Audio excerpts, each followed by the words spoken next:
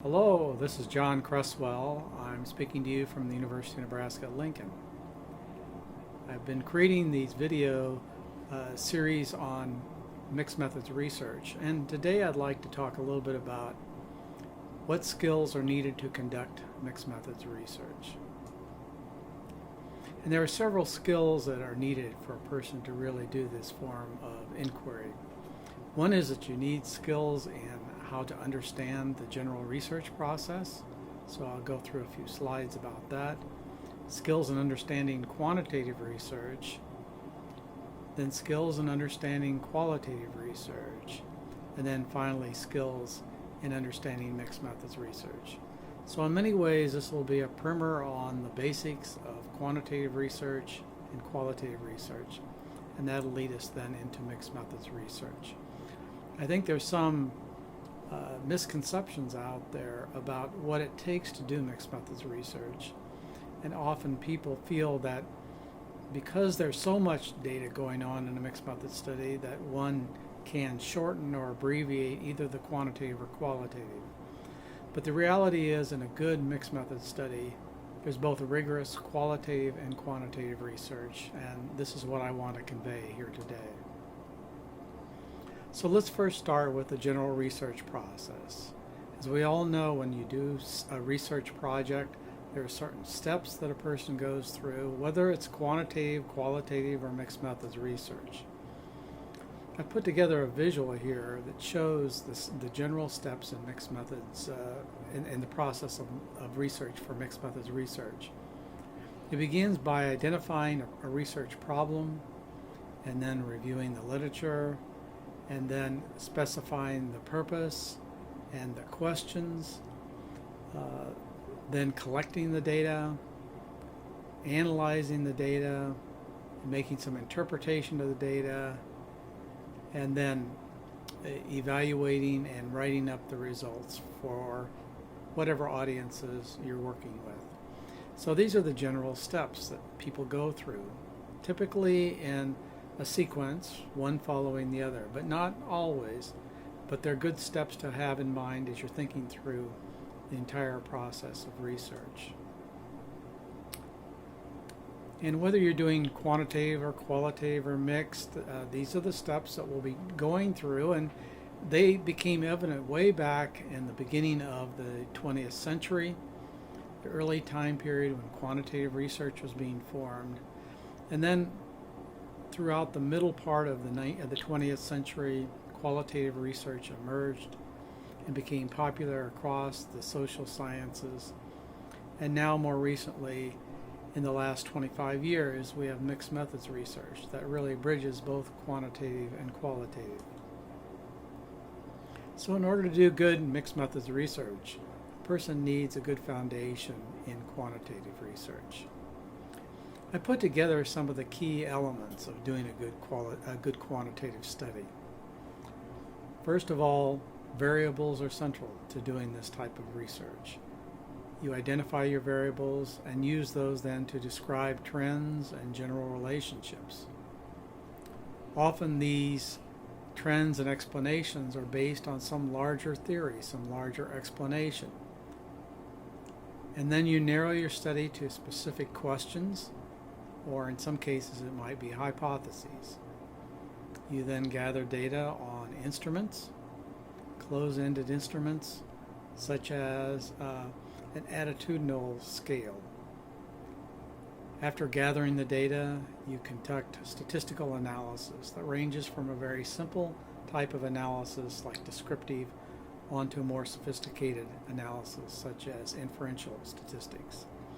And then we find in quantitative research that the researcher packages their study in a rather standard format that might go from problem to questions to the literature review to the results, to the data collection and to the results. So there's a standard format for doing quantitative research. I put together a checklist that you might find helpful if you're doing a quantitative study. There are some general guidelines at the beginning of this checklist why are you doing quantitative research, and what type of specific design are you using, such as an experiment or a survey. And then what might be some of the potential threats to validity for using that type of a design. And then you engage in quantitative data collection, going through information about the site that you're studying, the permissions you might gain, how you're going to recruit participants into the project, how many would be recruited, and the different types of data that might be used that you would collect information on, and then the specific data types, such as close-ended scales that have certain observational characteristics, or rating scales, and you're paying attention to some key points that are always part of good quantitative research, such as reliability of the data, the generalizability of the information, the validity of the scores from your instruments. You might also then include quantitative data analysis, which has certain steps. You input your database into a statistical program. You then clean up the database. You're using some type of a software program like SPSS or SAS. You then conduct a general descriptive analysis of the database, such as means, standard deviations, variances. And then you might use more advanced statistical techniques such as inferential statistics, correlation analysis, chi-squares, more sophisticated regression analyses, etc. In the end, you're going to be reporting whether there's a significant difference in the relationship among your variables or among your groups using p-values, confidence intervals, and effect sizes. And you would present your information in a series of tables. So this is a checklist that I would use for writing my method section in a quantitative study that covers both the general ideas as well as data collection and analysis procedures. Now, if you're doing a randomized control trial, an experimental trial, there are guidelines out there that you should be aware of. In 2010, the Annals of Internal Medicine reported a consort guidelines, which gives more specific detail about the types of steps that would go into a randomized control trial, an experimental study. There are certain types of designs that are used in quantitative projects. In the social sciences, we tend to think of these designs. There's a true experiment, where we're looking at the cause of a treatment on an outcome, and we're randomly assigning people to different groups. It might be a quasi-experimental design, where we are again looking at the impact of a treatment on an outcome, but we don't necessarily assign people randomly to different groups. Single subject research is another form, where we're testing certain individuals experimentally as to how they how they are impacted by an intervention, and we're typically observing their behavior over time. Single subject research. We often do correlational designs where we correlate variables. We look at the relationship among a large number of variables to see if they're highly associated. And then we often do survey research as well, where we might send out a questionnaire to a large number of people and ask for their opinions and come up with the trends on a certain subject. When you turn to the health sciences, there are similar designs, but they go by different names. Two broad categories are shown in this visual. Observational explanatory studies, where we're just trying to describe a case, where we're looking at cross-sectional information, where we're following a cohort or a group of people over time. Then we also have experimental designs, controlled studies, such as a randomized controlled trial, a systematic review, a meta-analysis. So there are different types of experimental designs that are used with slightly different names, but basically they're similar to the social science quantitative designs. There are lots of books out there on quantitative research, and you can pick up one that looks at statistics, one that gets into specialized advanced statistical procedures like structural equation modeling, books on measurement, books on how to do experiments, and in this visual I just give an example of 4 different types of books. So you need the skills in quantitative research to do mixed methods. You also need the skills in qualitative research. Qualitative research is different in many ways from quantitative approaches. First of all, you're exploring just one idea, one central concept. We call it a central phenomenon. And then you're asking people open-ended questions. You're not using rating scales, you're not using instruments, just very general open questions, because your intent is to get their perspective on the topic. You're collecting these detailed views of participants. You then analyze this data that you've collected in terms of describing how people are perceiving this phenomenon, and in terms of more general themes. And you categorize your data into broad themes. You make some meaning of these themes, building an interpretation, and often you bring yourself in as a researcher, which is called reflexivity. The reporting format for qualitative study varies from study to study. There's a more flexible procedure for how you might put together the study. It might begin with the question, and it might go into some stories, and then the method might come in a little bit later on. So it doesn't exactly follow the sequence, that standard sequence that we talked about in quantitative research. Again, I put together a checklist. If you're doing a qualitative study, here's a good checklist for your data collection procedures and your data analysis procedures. I also start with some general guidelines on selecting what type of qualitative design you're using, whether it's an ethnography, a grounded theory, a phenomenology, and also giving a rationale for why you're using qualitative research. That's important today. A lot of people are new to qualitative and they need a reason for why you're using this particular approach to your study. In terms of data collection, here are similar ideas to what I talked about in quantitative research, but we probably have some different terms here. You do select a site and get permission to go into the site.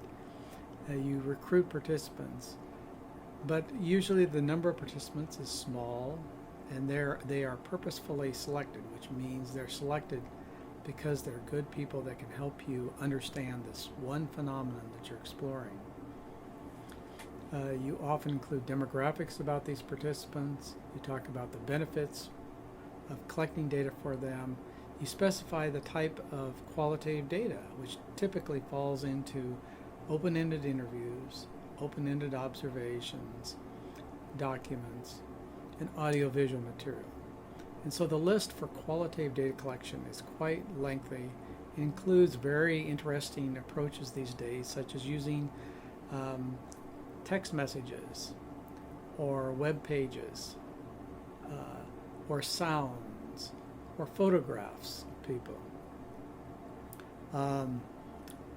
You then often collect data using specific protocols, which give you guidance as a researcher as to what general questions to ask. And often you state the research questions that are being addressed in the study. In terms of data analysis, you prepare the qualitative data for typically input into a software program. One that I particularly use is MaxQDA, but there are several qualitative software programs. Then there are specific procedures that I would use, such as describing what the participants are saying, coming up with themes, perhaps organizing the themes into a storyline. I'm also very aware of the need for validating the accuracy of this interpretation in qualitative research, so I use some validation strategies, such as checking the story back with people that I talk to, or reliability strategies such as using multiple coders. I include within my methods some comments about myself, where I talk about what my past experiences have been with this phenomenon I'm exploring, and how these past experiences may have shaped my interpretation. There's many different designs out there in qualitative research. I want to emphasize the 5 that I write about in one of my books. First of all, there's narrative research as an approach to qualitative. This is typically where you report the story of one or more individuals. It's a storytelling, literary way of constructing and writing up qualitative research. There's also phenomenological research. That is where I identify a specific phenomenon that I want to explore. I typically go out and interview a number of people, and I describe in my qualitative report how they're experiencing this phenomenon. That's phenomenology. Grounded theory is just as the name suggests. I'm going to develop a theory that's grounded in the views of participants. So I may go out and talk to 15 or 20 people and ask them to address what process are they experiencing in a particular area of their life, like the process of developing a curriculum for a class. And I'll get their views together, and in the end I want to put together a theory that explains what that process is. I often do case study research as well, where I select one or more individuals, or it could be a program or an activity, and I want to give an in-depth analysis of that one case, drawing on multiple sources of information, where I describe in great detail what that case is like. And then finally, ethnography, which is an approach that originally came out of anthropology, and that's to study the patterns and beliefs and language of a culture-sharing group. So I might study a group that I'm not familiar with, like the Maori tribe in New Zealand, and gather information through observations, interviews, as to how this tribe's culture actually works. I would then describe it, I might mention the themes, and in the end make some generalizations about how they talk, how they behave, how they act in this culture-sharing group. There are some guidelines out there for good qualitative research. One that I would direct you to is this one. This is the web page from the Robert Wood Johnson Foundation, where they had a team of researchers put together some very specific guidelines about how to do qualitative research. There are also some books on qualitative research that I recommend. I listed mine in here, Qualitative Inquiry and Research Design. There's also a good one by Joe Maxwell on qualitative research design, the handbook on qualitative research, and a book by Marshall and Rossman on designing qualitative research. These are 4 books that I would recommend for you to get some background in qualitative research. Now, the final set of skills you need, of course, would be skills in mixed methods research. I just want to show you a diagram here of the type of courses we have here at Nebraska that build towards mixed methods research. A person that wants to do a thesis or dissertation in mixed methods would proceed through a quantitative strand of courses and a qualitative strand.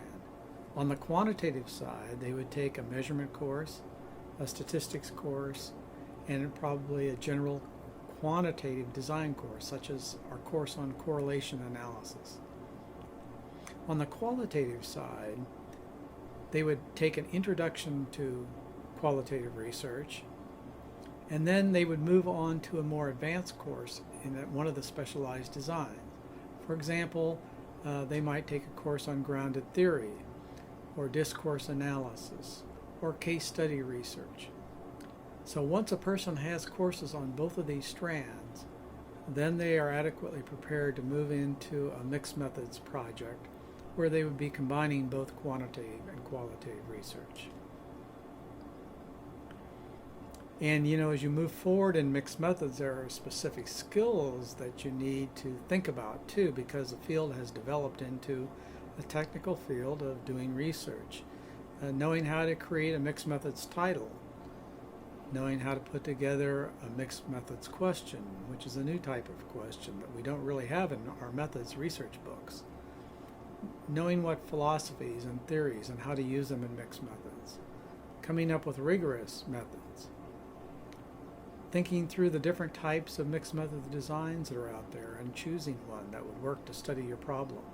And how you then visualize that design by drawing a diagram. And then how to integrate data when you have both text and numbers and you're trying to put them together. And then also how to write a mixed methods journal article, because mixed method studies tend to be long and you need to think about how you're going to shorten them for certain journals that have restricted page limits. So these skills can be obtained through a number of ways. One is, of course, to take courses, as I illustrated our courses here at Nebraska. You could engage in training through certain workshops that are available around the country from time to time. If you go to the Mixed Methods International Research Association website, you'll see a listing of some of the current training workshops. Self-study. You could read through some of those books on mixed methods that I've mentioned. And of course, one of the best ways is to apprentice with someone who knows mixed methods research and actually sit in with them on a project and work through the various steps. So what are the skills that are needed to be a good mixed methods researcher? A knowledge of the general steps of research design. Knowledge about the basics of quantitative research, especially how to collect and analyze quantitative data. Skills in qualitative research. Again, knowing how to collect good qualitative data and how to analyze it. And finally, skills in mixed methods research, which can be based on courses, experiences, your readings, where you then start delving more deeply into some of these specialized topics that emerge, such as creating titles, creating research questions, knowing how to jointly display or integrate quantitative and qualitative data. And these points will be part of my future videos that I hope to share with you. Thank you.